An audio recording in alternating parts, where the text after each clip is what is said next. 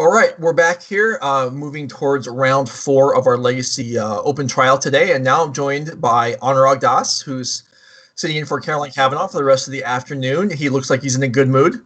I am so happy. I mean, I just can't contain it. Oh my goodness, I get stressed. I mean, the red zone is when I come alive. I've said this before. 30 seconds on the clock in the last match. That was crazy. It was super exciting. We're gonna go real quick. We're gonna jump through maybe the deck list just because our round is okay. We're not gonna do that. We're just gonna go in blind and see how this is going. So this is the beginning of round 4. Okay. Looks like we're mid-game. Legacy Open. Yeah, by beginning I mean this is as close to the beginning as we got. A couple turns in, it does look like Connery Knox has taken a couple mulligans and playing against Lewis Kaplan playing Black Green Death. So sorry we missed the first first one turn of this game maybe, but we'll just move right in from here. Anuraag, what do you see besides a Tabernacle? Ooh, well, I see the classic Maverick versus Dark Depth strategy, the matchup that you don't actually get to see these non-blue versus non-blue matchups enough. But this is kind of interesting. You know, Maverick is the kind of deck that does present some problems for the Dark Depth strategy because you've got both Wasteland and Swords to Plowshare. Sometimes that can cause issues or, just it makes it a little bit hard. Kaplan has Exploration out in play, though, and a couple lands. I see Windswept Heath, Forest, and what appears to be a Mox Diamond. The Tabernacle is just crushing it alongside the rest of the mana denial going on to the point where I think Connery might, it looks like he's packing it in. Not enough pressure in play to actually surmount something. This is one of those games that it looks like the land strategy has certainly taken over. Yeah, I mean, the land strategy took over, and also just, I mean, Connery, it looks like he has 52 cards left in his deck, and given that this is turn 4, that means he didn't start with anything close to 7 cards in his hand, and is probably just crippled. So we're almost going to be able to show you the deck list at the beginning of the match. Instead, it's going to be after game 1, which is, a minute into the round, it looks like it's going to be, as I don't know how much longer Connery's going to want to play this game. I mean, there's no lethal threat on the board, but really, what are we even hoping to do here? Yeah, this is really interesting. Looking at the tropical island, I'm a little bit curious about what kind of shenanigans we're going to be seeing here. It could be the case that we're actually playing against a Bug Lands build featuring Uro and cards like that. Yeah, maybe Intuition for loans, or I mean, there's different things we've seen over the years in blue splashes in lands, but we'll have to get to that. As we apologize, the players were starting up, so we wanted to bring you as much of the match as we could, and we'll get to the standings and the deck list later on. Sooner rather than later. It looks like we're done right now. So, okay. So game 1 goes to Black Green Depths. Now let's see if we can get to the deck lists. I'm looking at the cards on the... Okay, we'll take a look at the Maverick side first, but this is an interesting deck, right? Maverick is a pretty... enfranchised archetype in Legacy. You have your turn 1 acceleration in the form of like Noble Hierarch or Birds of Paradise, sometimes Zenith for Dryad Arbor, and then you just follow up with haymakers like Knight of the Reliquary, 3-drops like Plague Engineer. The one that catches my eye is Kaya, the Orzhov Usurper. Now, this is a recent card that's been printed. Planeswalker that I've seen a little bit in the format.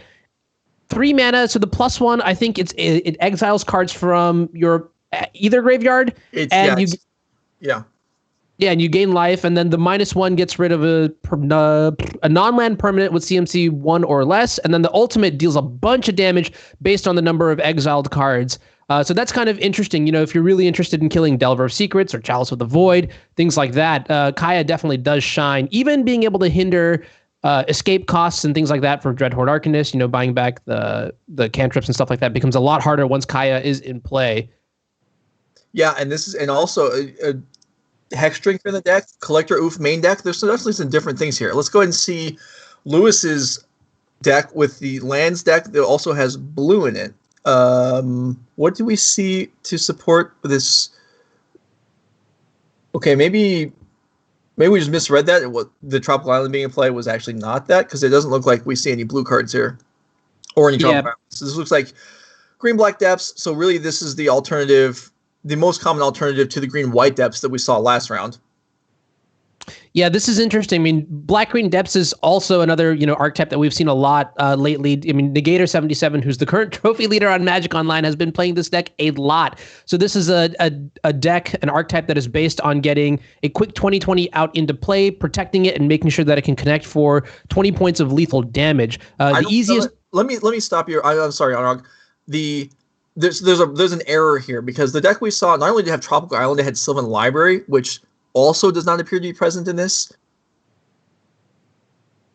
Okay, so of course, so we've just been told that the likely issue is not that we have the wrong deck lists, it's that the players are playing against the wrong people. So let's go ahead and bring it back to the Judge booth while this gets straightened out. This is something that this is my first experience with this online, but I have seen this happen in real life on several occasions, and it's always messy. Oh, yeah. And I'm sure we'll be able to figure this out pretty quickly. It's not a big deal in the world of online, right? It's just a matter of a couple minutes or something like that. But we could take a look at, Connery's deck list in the meantime and keep talking about the Maverick strategy. I'm pretty interested in that. Okay, so it looks like maybe we'll transition to their backup match while these players have to get this sorted out. In the meantime, Anuraag, what's going on with you as far as Legacy the last couple weeks? Like, anything new that you've changed your appraisal of a deck that exists or a new deck that's popped up? What are you seeing? Yeah, so that's kind of interesting. I play a lot of Snow. That's just my go-to right now because I'm a control mage through and through, and I really like the archetype. So in terms of like nuances and details that I've tweaked and tuned, I've added a copy of Stifle to my deck. It's just been pretty interesting over Thoughtseize. It's a minute thing, but I think Veil of Summer makes Thoughtseize just really, really difficult. And Stifle does some of the same things that Thoughtseize does, right? It handles a lot of like problematic permanents that you normally can't take care of. So, for example, stifling an Emrakul trigger. We got to see that on my stream a while ago. Or just, stifling land, sometimes stifling Uro. That's also pretty interesting. In terms of like new decks that I've tried out, the other day I got to play Yorion, Blue-White, Replenish Control, and that was pretty sweet. Okay. Yeah. I'm guessing that I'm guessing there were multiple Shark Typhoons in the deck. Oh yeah, you bet. Why you liked it? What I caught my eye recently was a blue-green Delver deck that I was actually looking at this morning. That's something that's not familiar to me. So we've switched over to our backup match here. We have Will Krueger playing Temur Delver versus Ryan Haddad on 5-color Snow, and looks like they might be in game 1, or else the interface just hasn't updated yet. It's unclear. Yep. Anyway, we'll get... Timers look like it's game 1, yeah. Yeah, okay, this is game 1, so we'll get to see the beginning of a match this time. Yeah, and this was a really interesting start from the game. Turn 1 Delver, pretty static, but the turn 1 Astrolabe getting dazed by the Temur Delver player, which is a play you don't really see that often, right? Mm-hmm. Yeah, for an Astrolabe to be dazed, my suspicion would be then that the Delver player did not have a second land. Yeah, exactly. With the power of Dreadhorde Arcanist, it seems sometimes questionable to not, keep the second land in play to deploy your 2-drop. But in this situation, I feel like there's a huge payoff. I mean, it's kind of a coin flip, but it looks like we won the coin flip because Ryan's mana doesn't seem to be coming together, right? This non-basic white source is not what you want to see, but the Ponder definitely going to save the day here, finding land number 3 and 4, and a removal spell too, which is exactly what the doctor ordered. Yeah, that's a nice setup there. I would have been interested also in just running out the Ponder into another potential daze before playing the Caracas, because I'm not thrilled about Caracas being my second land. And yeah, I like that a lot, especially since you have a backup Ponder in your hand. Right. You're putting your Delver opponent back another land drop means that if you do find a land off the Ponder, you get to just slam a 3-drop, and they are going to have such a hard time. You develop so much of a mana advantage that it becomes very difficult for the Delver player to keep up. Yeah. So, but that's not the way we chose to go here, and this will be fine. We do have use for the Caracas, though, as we do have colorless mana requirements in our hand on both the Uro and the Oko. So it looks like that will be not too much of a problem as we try and bide our time, presumably until we get to that. I believe the next card is the Black Source, right? So the Abrupt Decay is castable. Correct, yeah. So next turn we'll be able to cast the Abrupt Decay. In fact, if we play Uro this turn, we'll be able to get the Underground Sea into play right now. One interesting thing is that there is a Caracas/Uro synergy here that Ryan can choose to pursue. If we play the Uro this turn, we might not be able to, but if we wait next turn, draw the Underground Sea, probably going to kill the Delver of Secrets first, but then we can start playing Uro and bouncing it with the triggers on the stack after we draw a card to continue to just 4-mana divination every turn. I'm really worried about this though, because if that was an Underground Sea and we put it into play and it gets wastelanded, then that Delver's not going to die. So yeah, I'm very afraid of this. Right. And I think the solution here, and Ryan's going to do it too, is he's going to ponder here, try to find maybe a backup mana source or a way to push this Oko through to sort of either race or fight against Delver. Now, we saw Ryan's deck list earlier, right? And I don't believe there are any sweepers. So there is actually a huge mid-range element to Ryan's deck compared to other, Snoko builds that maybe lean harder on the controlling elements. Here, Ryan's actually going to keep the, I'm not sure if he kept or shuffled, but the Oko is definitely in that pile. We'll see what happens. Yeah. Ryan's going to need more lands for sure, though. I think it was a keep. And so, yeah, we are definitely, if we get wastelanded here, we have still things to do. But our ideal next turn, I imagine, is going to be just killing this Delver, unless some other larger threat joins it. Right. And so this is an interesting decision. Oko coming down for Will. Ryan is choosing to force a Will it despite having Abrupt Decay in hand. How do you feel about that? Ooh. I'm okay with it, honestly. I mean, getting smashed by the days is kind of sucks, but we already know where our Abrupt Decay is going. So trying to keep that Oko off the board, I can live with that decision. And it didn't work out very well, but I get it. Yeah, and I think this is a function of just how Ryan has built his deck. Without the sweepers, you can't really afford to fall too far behind on the board. You have to, and that's a really good top deck. So now yes, it is. Yeah, that changes the priority. Yeah, that's nice. That worked out well. Very well. Yeah. Now, if we actually get some time here, sorry, I kind of derailed your train of thought there. If we get, if another threat doesn't join the board, it'll be interesting to see whether the second Abrupt Decay is played or the Oko is played. Or the Jace, actually. I guess there's all kinds of options, although it probably wouldn't be Jace. Yeah, that is kind of interesting. I mean, 2 dazes are technically down, so I wouldn't necessarily mind firing a Jace off into the third potential daze. Like, you just have to evaluate whether it's worth it or not. But Oko seems like a safe play, too. No harm in doing that. And Dreadhorde Arcanist. This is probably the bane of my legacy. I do like that Will is, just committing threat after threat after threat. This Delver is still ticking in for damage every turn, which means that Ryan is definitely on the back pedal here. It's going to be a little bit tricky. We can't buy back the Uro yet just due to our mana. We don't. The days on the Arkham's Astrolabe is now reaping the rewards. Yeah, that's true. It definitely has mattered, although days finding one of the other cards probably would have been nice also. But yeah, it definitely worked out well. Still, we have... Ryan still has plenty of life, and there's only so many threats in the Temur Delver deck played by Will Krueger, so I think it's 10 creatures and a couple Okos. So if another creature doesn't join up this turn, Ryan could get a handle on this. Another land would help. Another green land would help. Absolutely, that'll buy back the Uro for sure. I mean, you are correct. If we deploy Oko this turn, or if we put the Jace into play, we could unsummon the Insectile Aberration, maybe trade the Jace with a Lightning Bolt. Worst case scenario, but that does stabilize the board to a degree. And then, I mean, Oko is Oko. I guess the interesting observation here is that Bolt is going to do damage no matter what. It's going to kill one of the Planeswalkers because the Delver is in play. So the question then becomes, how do we want to manage this? Like, what is the best route here? Do we just say, bounce the Delver, make it a 1/1 for the next turn, and then just eat the L to the Jace? Or do we give up the Oko, which is probably our number one way to impact the board, just get Elks into play and then, convert them into, damage, I guess, and that sort of thing. Mm-hmm. Yeah, we'll see. I mean, I think if we draw the land, I would choose Uro over all that. But given that we don't, I think I would play the Oko if it was me over the Jace. Well, let's see if we even have an option. Okay. Brainstorm's not bad here. No, it's not at all. Would you lead on it, or would you lead on Oko? Well, I think I would probably start with the Brainstorm. One big downside in this scenario is that Icewind Coatl doesn't even have Death Touch, right? So Yeah. maybe that's a reason that Ryan is not electing to do this. Okay, the good old force of will, click it, undo, lose a life. All right, so we've telegraphed some big information here. Mm-hmm.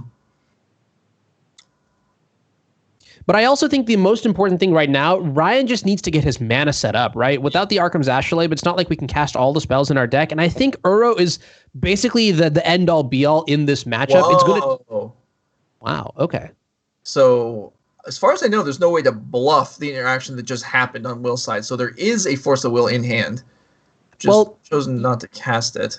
Yeah, that's kind of interesting. I mean, maybe Will is on that nth plane, just being like, all right, I don't have a blue card, but I'll try it anyways. Make them scared a little bit. How do you feel about not playing the Brainstorm there on top after the Oko? I think it's fine in this case. I mean, we do have technically 2 cards that are not perfect. Oh, okay. Interesting development. So I myself, I would have played the Brainstorm to try and hit the 5th land. It didn't happen anyway, but I would have run it out right away. Still, I don't think this trade-off was all that bad for Ryan. Oof, and the pressure is now. I can start to feel it. We're at 10. There's 2 Delvers in play. Our opponent showed us a Force of Will in their hand. Arkham's Astrolabe does join the party, albeit a little bit late, turn 7, not where you want to be. Yeah. But we might be able to set up something here. I mean, but this will get us all the way towards Death Touch on Quaddles that we may find though. That's going to be very good. Yeah. So I assume after this resolves, we're probably going to crank out one of the cantrips and then see where we stand. And this is dangerous. The second Delver really adds a lot to the incoming pressure, but boy, if we can just manage to cast all the cards we end up getting, we'll probably be able to overcome this, but we may not have time for all that. And time is being taken on this Astrolabe. Is Will going to counter a second Astrolabe in the game? Actually, this is an interesting thought process too, right? Because and pitching force will counter the Astrolabe, and this is Will sort of saying, look, I need to end the game before the Uro becomes online. Mm-hmm. Uro is just like, it's like the snack that smiles back. It just does not stop coming, right? Like what you counter it once, it comes back. You counter it twice, it comes back. Ooh, that's a very sick punish here for the Force of Will play, as Ponder is going to find another copy of Arkham's Astrolabe, and it's going to find another land. So now Wasteland won't even turn off Uro. But yes, yeah, the picky side of me has to question whether we couldn't have just kept the fetch land and not bothered with the Astrolabe. But okay, this is fine. I still would have also probably leaned towards brainstorming right away. Did that reveal a bolt? I think we just revealed a lightning bolt, which means that we can't fetch at all. That's kind of unless we find a removal spell. We do have the food in play too, which will sort of mitigate the impact. You're right. Okay, so we definitely have to break that immediately then. Yeah, but I don't think this game gets any better unless Ryan is able to find exactly another removal spell for one of the Delvers. The Uro will help keep, tread water. You gain 3, take 3 every turn. That's fine. But the second Delver is going to be converting damage, and that's going to be hard for the Uro to keep up with. Yeah, so we need a swords here, or brainstorm into a swords and a land. Yeah, that's what it looks like right now. In fact, I would say that it needs to be okay. So we got a land, so now we can maybe Uro into decay as well. Actually, Icewind Coatl not too bad here either. Temporarily, it'll get you another draw step at least. So let's see how we choose to do this. We're gonna bring back the Uro first. Yeah. Okay. Yeah, that makes sense. You're right, because it does allow a abrupt decay then if there's more in the deck. Yeah, and this is interesting. I would have liked to see maybe escaping the Arkham's Astrolabes and the Okos just to mitigate potential Tarmogoyfs, but it is open decklist, so I'm sure that it doesn't matter too much. I'm trying to think now. Looks like the players are talking about whether or not the Force of Will on Arkham's Astrolabe, was good, bad, left, right, and I appreciate that, it's identifying a line, like it's like working backwards almost, right? You see like, this is how the game ends and this is how I want to, the game to play out. Oh my God. Let's go. That's what I'm talking about right now. Wow. So the players discussing whether the forcing the astrolabe was a good idea or not. I would vote that it was not, but that's, it's always easier to say later on. Can we not let our opponent draw? I mean, I don't know if there's a spell pierce in this list or not, but if a card is drawn here, I hope we're firing the swords off immediately. There's no advantage to waiting on this, right? We have to do it anyway. Yeah, I'm not 100% sure. If they draw Force of Negation, we just died. All right, there you go. Drum roll, and the Swords to Plowshares does connect. Attack for 3, down to 3. Mm-hmm. So at this point, it's one of the bolts, or else we're stabilized, which is real bad for Will. Okay, Ponder for the rebuy. Whoa. Whew. I would like to see this pre-combat also, since maybe Force Negation could be drawn before that Swords actually was cast. Yeah, I mean, in that situation, I'd be very surprised if Ryan didn't fire off the Swords to Plowshares in response to the Ponder. Right. But I mean, I agree with you, except that's kind of the same thing as doing it during the upkeep, and it wasn't done. So yeah, oof, and that might be it. That looks like the Ponder shuffled. This Jace is going to come down like a hammer and just get Delver off the board. It's like, what? What else you got?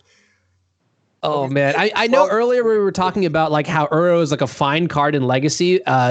Caracas being very good against it, but in this matchup, in this scenario, we kind of see like why some people might be really afraid of Uro. Just gains so much life this game. Yeah, no, this is done and done unless I don't even know what could have here.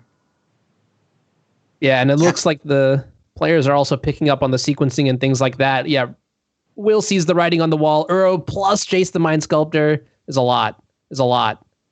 Okay, so that's we finally got game 1 of this round over with, and that was actually a pretty exciting game. And so really, when we look at the deck list, it's Swords of Plowshares or the Abrupt Decay would have worked there. A couple decays were gone, so there was reasonable opportunity there, but it was thin. If the mana was available to cast the Flying Death Touch guy, then really there were a decent number of things. And so here we have a look. There were this is interesting. Decays, so there was actually a pretty decent number of outs there for Ryan. Yeah. The full 4 swords and the full 4 Abrupt Decay. So if we're not playing the sweepers, then we have to make it up somehow. Right. I mean, even to a degree, Plague Engineer may have helped just reducing the amount of damage, right? From 6 a turn to 4. But we only had 2 mana available, so that wouldn't have. Okay. Yeah, you're right. But you're right. Plague Engineer is basically playing the role of the sweeper in this deck. And, I mean, as we saw in the previous round, when Caroline was here against the Green-White Depths deck, I mean, Plague Engineer does some work, but it's not really the same thing, even though sometimes it's enough. I've been told I need to go through these deck lists faster, so let's go ahead and jump to the other one before we get game 2 going. And here is Will Krueger's Temur Delver deck, a deck that can be built in a variety of ways, all of which are pretty similar to each other. This looks like the Daniel Gochel, the Gooey Ducat special. So Daniel recently won one of the, it was like the Mox qualifier. So playing almost close to this exact list. I'm not sure if there was a second Chain Lightning in the 75 or not, but a lot of this deck looks like to be pioneered by him. So I think the most interesting thing about this deck compared to other ones actually is the double Clothis, the triple Relic of Progenitus, and the double Sylvan Library in the sideboard. Yeah. And I expect to see all of these cards going into game 2. Yeah, that's a really nice set of cards for as long as you can find enough cards to board out. All these cards are super good against anything slow, really. We saw Clothis just grind, the potential to grind someone down earlier today. Relic of Progenitus is great, especially, not especially, you can't play Tarmogoyf if you're playing Relic, but that's a reasonable reason since you're not thrilled about playing Tarmogoyf anyway at this point, as Hooting Vandals is just fine. I suppose in this deck we're intending Relic more of not the ultimate. We're just going to use the activated ability every turn because of our own cards, I mean. I think the idea behind Relic of Progenitus is that every time you cycle Relic of Progenitus, it's basically getting rid of one Uro. Yeah. When I played against Daniel, like in like one-on-one, it did a lot of work here, just like stopping me from casting Uro like the second or the third or the fourth time, right? And that was enough for him to just cross the finish line with the Delvers here. Yeah, okay, so we see this is actually not even our first game today where a player kept Plains Astrolabe with a All right. I confess, Joe, I've done this before as well. And sure. My heart rate definitely elevates when I go Plains Astrolabe on the stack. Does it resolve? Does it resolve? This is fine. No, I mean, what kind of a person would actually counter an Astrolabe? I mean, there's got to be like 1% of players. I mean, certainly not our opponent who did it twice in the first game. So yeah, maybe Ryan's playing against the 1%er in this case, but still, I think you're okay running that back again. I mean, you might be worried, but you do it, and there we go, and everything's, well, maybe not fine, but tolerable.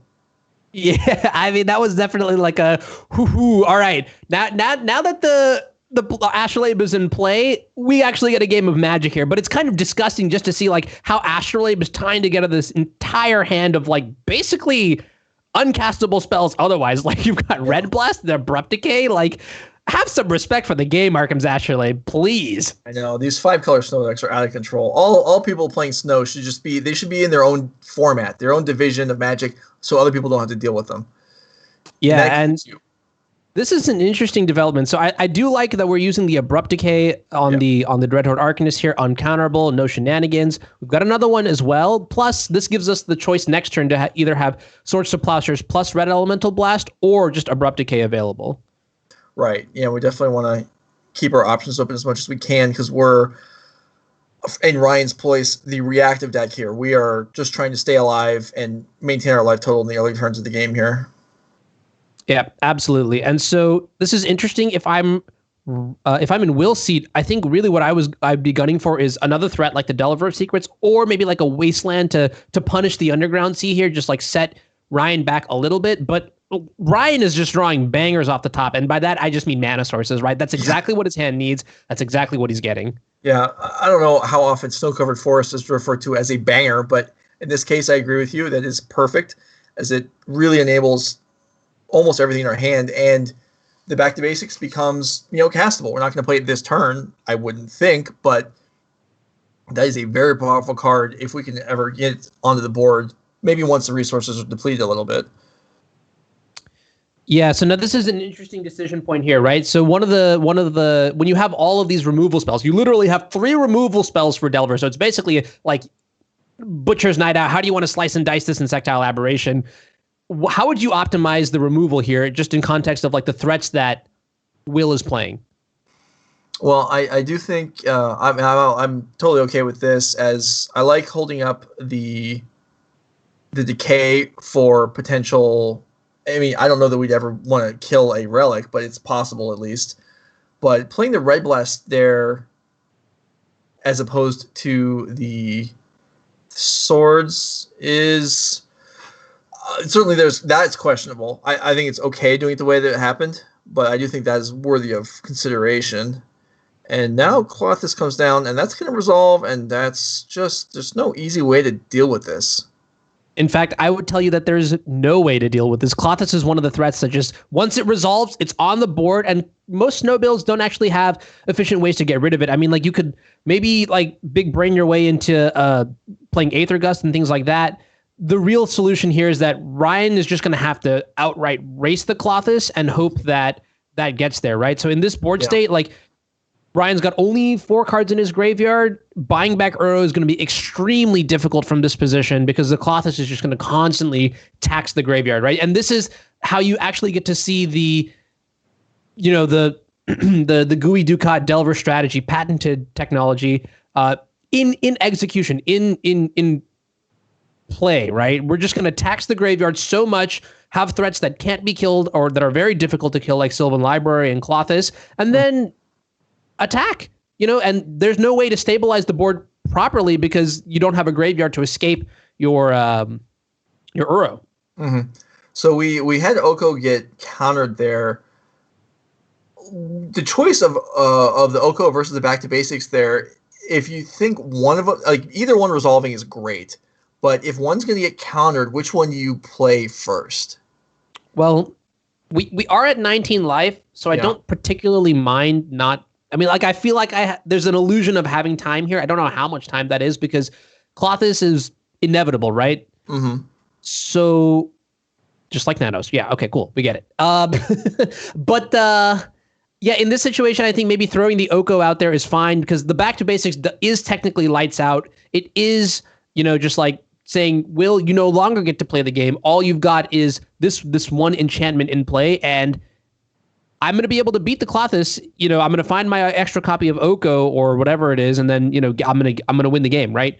Mm-hmm. So this is kind of Ryan saying, I'm not really afraid of the threat that is Klothys right now. I have time to stabilize. I have time to find and select and get through my deck. I want to go bigger.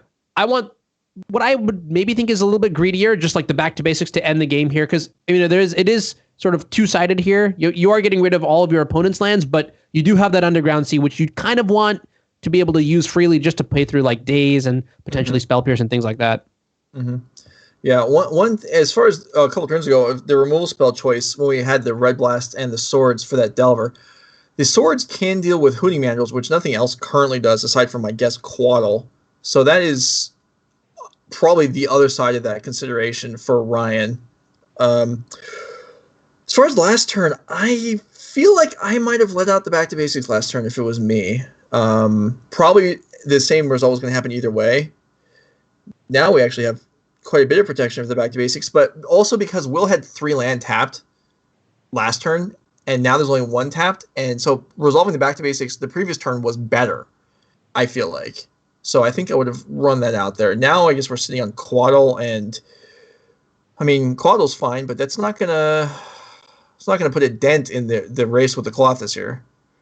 Yeah, and I actually really like the patience here by Ryan. This is sort of like more of like a strategical, tactical approach to playing back to basics, right? Like you could just throw the back to basics out there right here, right now, but that doesn't stop Will from just using what 4 mana he has or 3 mana he has in play to deploy a couple threats, and the game's not actually over, right? You still have to handle the follow up. Mm-hmm. This is a scenario where I think shooting the shot here would be great because. Yeah.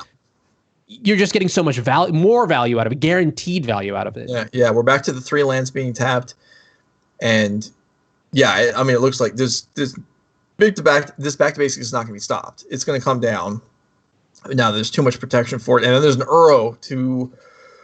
Let's see. Well, what is that going to do? I don't know that we really can just play the front half of it and just be satisfied with that for the turn. I think we have to play the back to basics.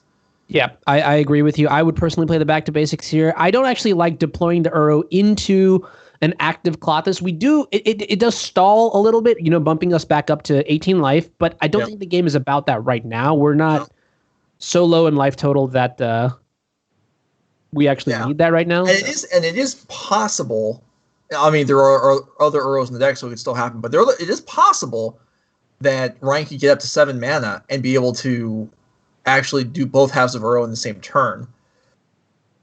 Yeah, absolutely. I 100% agree with you. And what's also kind of interesting here is that it looks like Ryan has elected to keep many copies of Force of Will in his deck post-board, which seems to say that, he's trying to fight much more aggressively, just like jamming threats and things like that, right? So I'm kind of curious. Well, I mean, the benefit of Force of Will in the post-board games against Delver, right, is a very tempo-positive play. I mean, you go down in cards, but like being able to stick a 3-drop that you might argue is just, going to go bigger than your opposing Delver strategy is a reasonable thought process. Mm-hmm.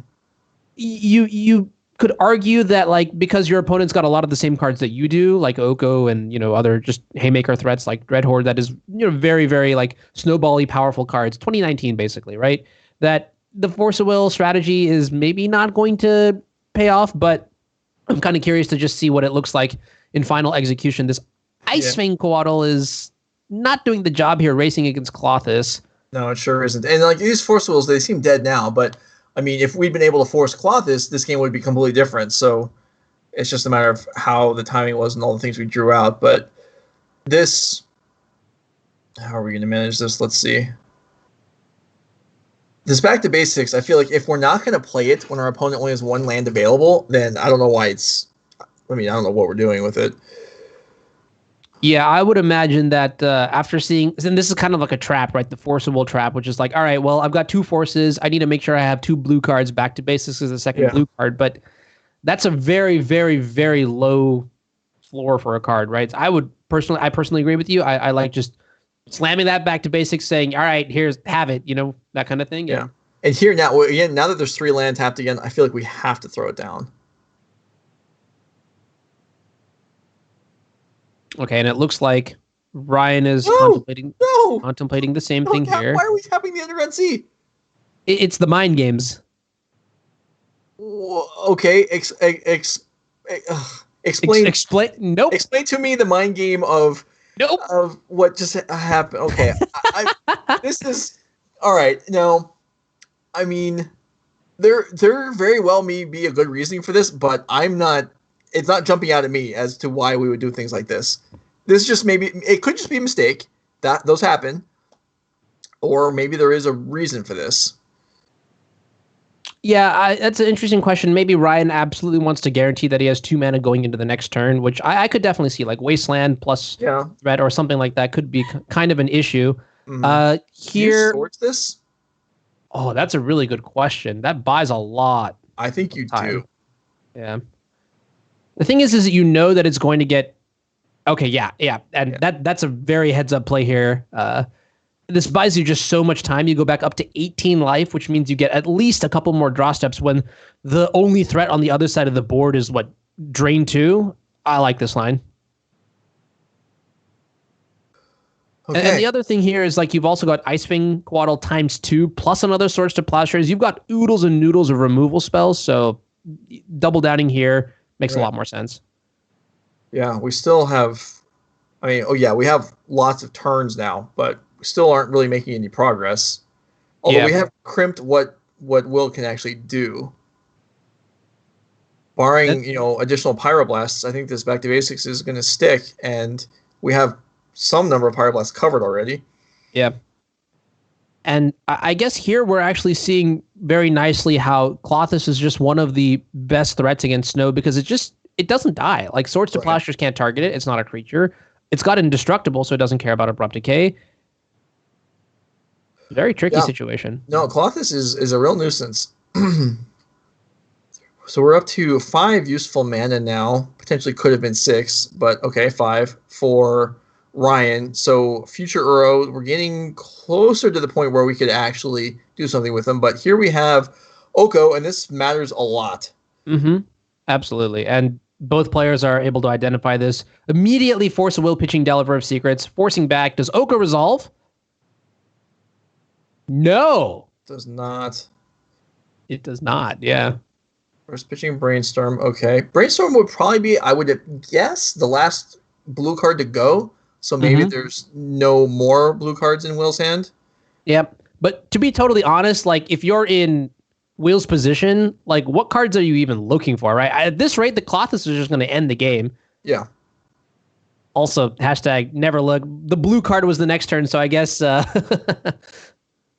Oko would have survived if we waited one turn. That's kind of tricky, right? So that's significant. Yeah. This is kind of the downside to Force of Will, is because it is very taxing on your hand. Mm-hmm. Okay. And Ryan gives up there to the inevitability of Klothys, and we head to game 3. Well, who would have thought that the best strategy against Snow was to resolve one spell and then do nothing? Just sit there? I guess. I don't know. Yeah, what's Snow going to do? I mean, obviously they're not playing enough colors to be able to deal with all permanent types, so that's where short-sightedness in deck building or something. I mean, what do we need here? We need Phyrexian Libation. We need what else gets rid of? I mean, in terms of legacy playables, you could maybe say Council's Judgment, but that one doesn't seem too hot because that seems tough. We need white 3 mana. Take possession, 7 mana, that deals with it really well. Okay, yeah. I mean, the trendy one, the trendy 7-drop of choice would probably be like Lay Claim, I think. Replenish. I think it's counterable. That seems terrible. Oh, yeah. Well, okay, that's reasonable. That's reasonable. You're playing against Colossus. Yeah, I'm going to put this in the graveyard, let them eat it, and then I cycle in the turn. That would work. Ether Gust would work. I pointed out in the chat. Yeah, I mean, there's a few options, but dealing with indestructible permanents doesn't come up often enough to really worry about it. Just as it happens, just sometimes you get crushed, and that's what we saw there. Yep. And I really think this, like, the final solution in these sort of situations is you just have to race it. So I almost wonder if, like, we needed to see, like, Uro come into play, like, just wait till 7 mana and put it in the graveyard immediately, buy it back, and hope that we can just connect a couple times. But yeah, I mean, that's even tough, though. Like, we were talking about how, it could come back, but, like, the graveyard was getting eaten up anyway, so it's tough to have all that going on if the Colossus comes down as early as it did that game. Yeah. I definitely agree with you here. So turn 1 Ponder meets the turn 1 Preordain. All right. Nihil Spellbomb comes down. I don't know what timing exactly you're looking for with that in this matchup. Yeah, I think it's good expressly against Dreadhorde Arcanist, but if you preemptively cycle it, you can maybe slow down something like a Hooting Mandrills can be, slowed down. You could cycle it there just to try and find a blue card for the Sylvan Library, because, Sylvan Library is not pleasant to have across from you either. Yeah, and in this situation, I'm a little bit nervous. Sylvan Library is one of those threats in the matchup where if your opponent untaps with it, you are probably going to lose the game because it's so hard to pressure your opponent's life total with this kind of deck. I mean, maybe that's not true with this specific build. We saw in game 3 of the last match that was really close. But here, I'm thinking that, oh, wow, yeah. Yeah, that's tough. I mean, I don't know. I don't love the idea of waiting a turn and letting your opponent have access to the Sylvan Library cards, but ramming the Oko into Will's full grip doesn't seem great either. At least in the days, that's something. But yeah, I don't know. Spellbomb, I feel like we could have cashed in the Spellbomb right away just to give us more options on what we can do right now. Yeah, because things are already getting Ouch. Yeah. This hurts to watch. The turn 2 Sylvan Library, turn 3 Colossus Curve with Force of Will. I think the one thing that I would have done maybe is cycle the Spellbomb in response to the Sylvan Library just to get one card deeper, because absolutely just cannot let our opponent untap with that. So it's tricky. So now where are we at here? I mean, we're at least we're ahead on life this time. That's something. Something, I guess, yeah. Likely we'll see Ice Fang Quaddle flashing on the end step and maybe pressure, but like we saw last time, like Quaddle just... Yeah, it's not really pressure against Colossus. And then now, not only is Colossus just going to gain infinite life over time, but now the Sylvan Library is going to convert some of that life into cards if Will feels comfortable doing it. And oh no. Big oof. Yeah. This is just not working. Yeah. I think this is going to be lights out here. And this is just... I love it when, like, you take theory and you're able to convert it into practice here in this situation. Yeah, just like you got the Pyroblast 2. We've drawn like 3 extra cards off the Sylvan Library at this point. There's no way we're losing this game now, right? Our opponent's got nothing. This was just a complete destruction. I mean, yeah. Right. What is Ryan even hoping for? There's an Uro, and we do have a Caracas, so we can, run the little trick with that, and okay, we can Pyroblast the Oko, but Uro Caracas is something. I mean, that's real. That's something that's strong. And the DIY divination, I'm a huge fan. Yeah, so we're actually this goes a long way. I'm going to give Ryan credit for having a chance now that we've assembled this. But it is definitely very easily, like, it can be broken apart here. If we're able to find another Pyroblast effect, we can just destroy the Uro in response to the Caracas bounce and then eat it up with the Colossus. So it definitely, like, Ryan is not out of the woods yet. It's going to be tricky for sure. Yeah. Even something as basic as a Wasteland would clean this up also. Yeah, absolutely. I wouldn't be surprised if, Will has actually shaved some number of Wastelands against, like, the 7 basics deck, Sure. and just rely on this sort of inevitable Klothys doom engine to take over the game instead. So Will goes through a couple cantrips here, and Ryan unfortunately can't even cycle this Nile Spellbomb yet. Yeah, it's just pretty tragic. We're just looking at a card that could be something else here, and like in this position too, right? Like if we had a Black Source in play, we'd be able to maybe stop the Hooting Mandrills from coming in, but oh man, this is not looking good too. I think nothing is working. Yeah, step one seems like we want to find Astrolabe. Maybe we can get back to basics, and that'll screw our Caracas. But it's a super minor thing. But I would like to see the draw off of the Uro before the Caracas. But that doesn't really matter, I know. Yeah. Okay, so now we're actually under pressure from the Mandrills alongside the Klothys. We have a Veil of Summer in case we do find something relevant to do. We can resolve it most likely, and Will's feeling confident enough to go ahead and take an extra card off Sylvan Library. There's a Wasteland, and that's the end of our little dance with the Uro. Yeah. And Dreadhorde Arcanist also going to come join the party here, so everybody's having fun. This is definitely a party on Will's side here. He's having all the fun, all the cool cards. Sylvan Library, Klothys, Arcanist. I retract my prior comment. Ryan is most definitely not having fun.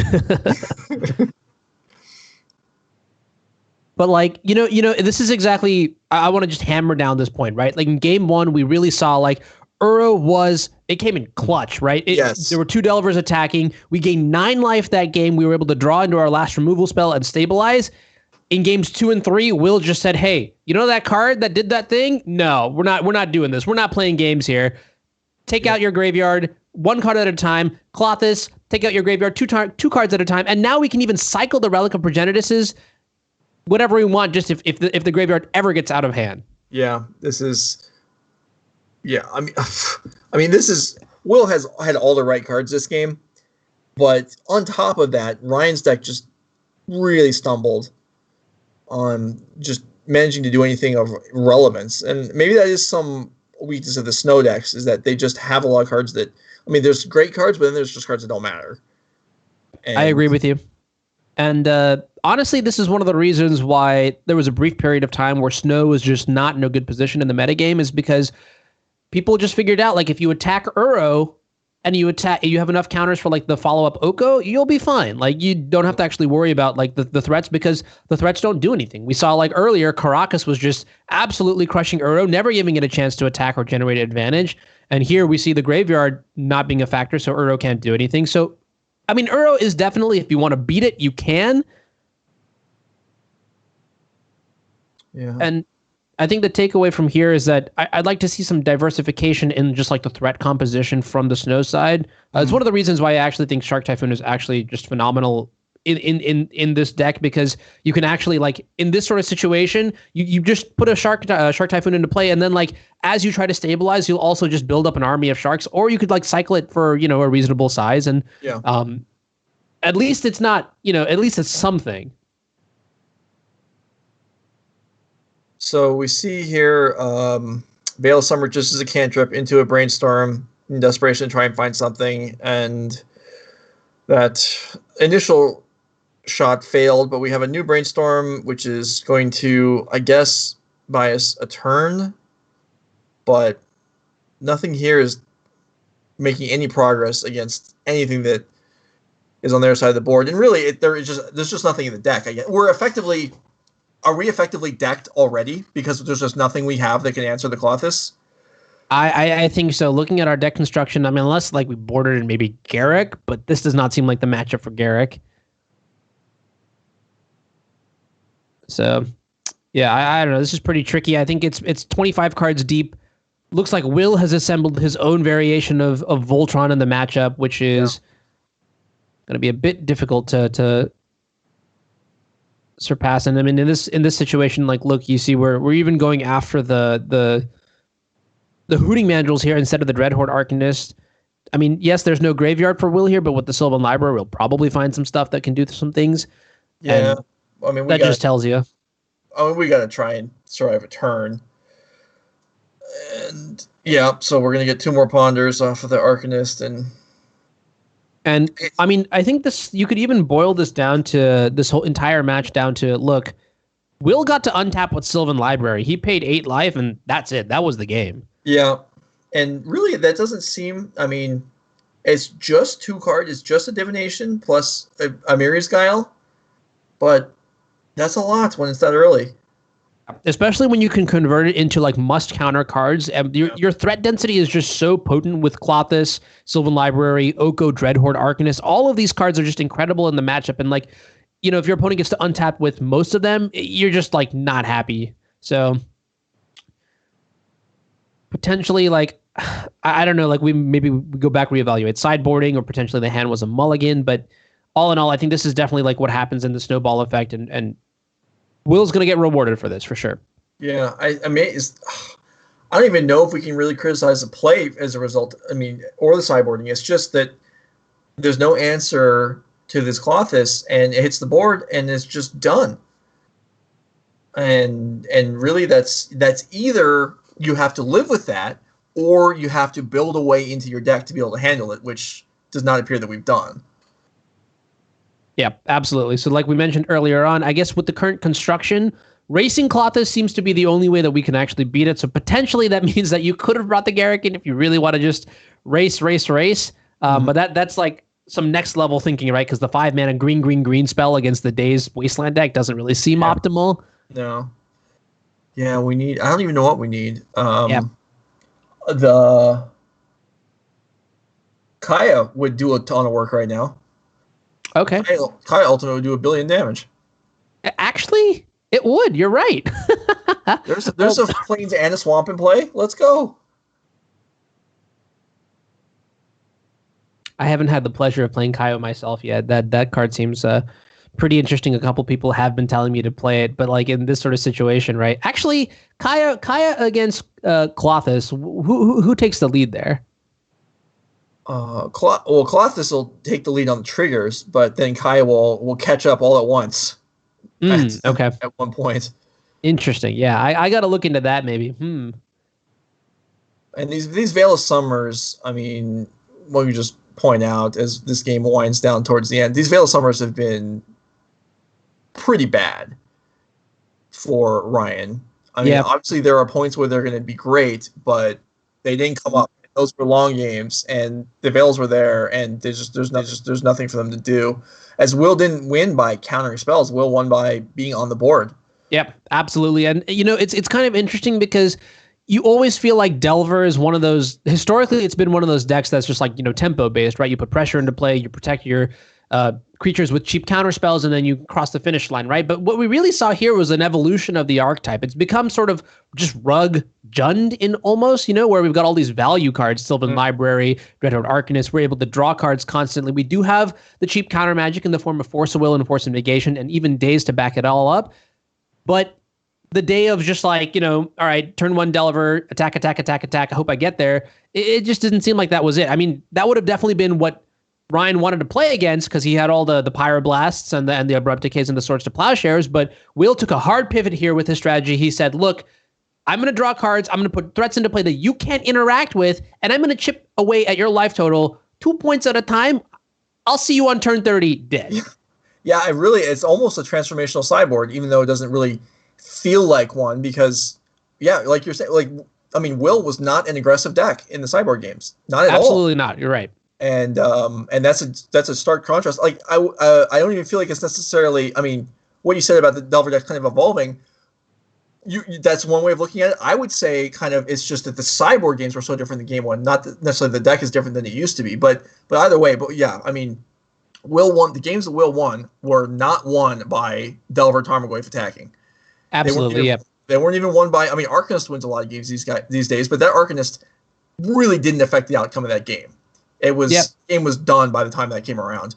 It was just those cards. And if Snow's popular, which obviously it is, I don't know. Do we want more copies of Klothys? I mean, obviously you don't want more than one. You can't have more than one in play, but the first one is worth so much. Yeah, that's a really interesting question. I kind of feel like it's a two-part situation right here. Like we had the Clothis on time when we needed it, but not only that, I think that we also had copies of like Relic of Progenitus to just stop Uro from coming into play, right? Because if you look at the grand scheme of things, like how does the Snow player win the game? By putting the 6/6 Titan into play and taking over the game with this card. And Relic of Progenitus, I'm gonna stand by it. I think it just did a fantastic job. Well, we got to see sort of how like it stopped Uro from ever having a chance to come into play. For example, just like we get to 7 mana, we go Uro, okay, buy back Uro, all in the same turn. Relic of Progenitus was like, no, you don't get that chance. And in fact, I'm going to just chip away at your graveyard from the very beginning of the game. And worst case scenario, all right, I'll cycle this, I'll get another card. And that is exactly what I'm talking about when I say it's like the sort of value-oriented Jund strategy.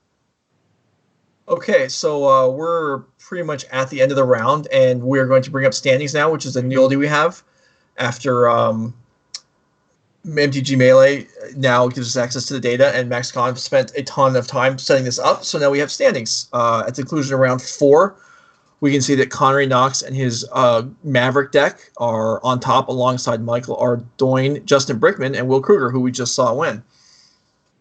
Yeah, I mean, this is an interesting top of the metagame analysis. I like to see it, Maverick, seed number 1, the best breakers out of everyone. There's still a couple more rounds left, so, we're going to have to still work to make sure that we are able to convert this into a top 8. By the way, what do we win for top 8ing today? We do have, in addition to the cash prizes, we have on slide, we can pop that up. We do have invites to the top 8 to the Arena Qualifier weekend coming up in, I believe the next one is at the end of October, or at least it's in October. So the Arena Qualifier weekend will be accessible to all of our top 8 players today. So that's cool. The Arena Qualifier weekend was this weekend, the one before this. I played in it. It's a 2-day event. I did not play in day 2.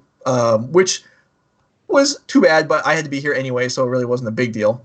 But yeah, this one was historic. I believe the next one's gonna be standard. So that's really, if you're still into trying to climb your way up into the newly rebranded Pro Tours, which are called split championships now, or set championships, that is one way to do it. And we're thrilled that we're able to give you access to that here at the NRG Series. This is of round 4. We're going to take 2 minutes off. We'll be back with round 5.